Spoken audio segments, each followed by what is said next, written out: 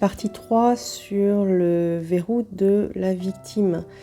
Donc le problème, c'est que en plus d'avoir subi des agressions, la personne a en général grandi dans un contexte où les émotions étaient interdites ou étaient dangereuses. Si je pleure, je m'en prends une. Si je suis faible, je vais être encore plus frappée, humiliée, etc.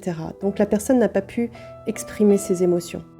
Cela peut aussi, comme je l'ai développé dans les vidéos sur les migraines, entraîner des migraines, des maux de tête, car la personne va devoir refouler ses émotions et va chercher des solutions avec sa tête, va chercher à contrôler avec son mental, avec sa pensée.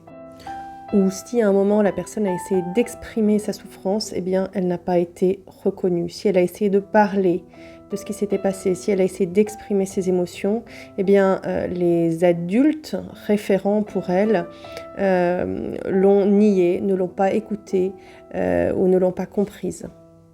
Donc, ces traumas et cette ambiance éducative vont faire que chez la personne, donc lorsqu'elle était vulnérable et enfant, s'est programmé déjà un sentiment d'impuissance, d'incapacité, et tous les besoins qui font que la personne est dans son pouvoir personnel n'ont pas été nourris. Alors ça peut être un ou plusieurs besoins.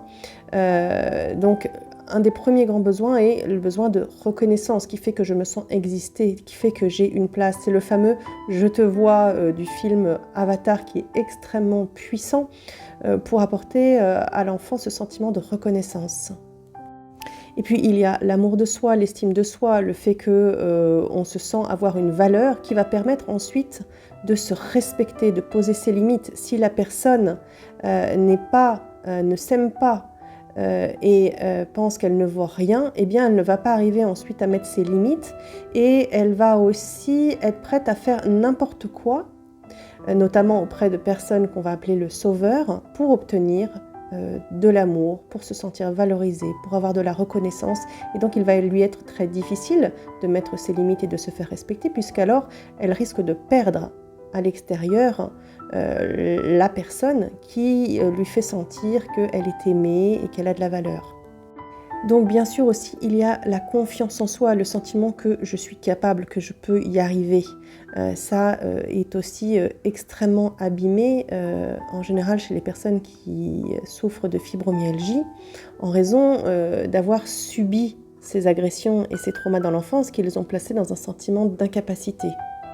Enfin, il y a en général chez ces personnes qui ont subi des agressions dans l'enfance une grande insécurité, énormément de peur.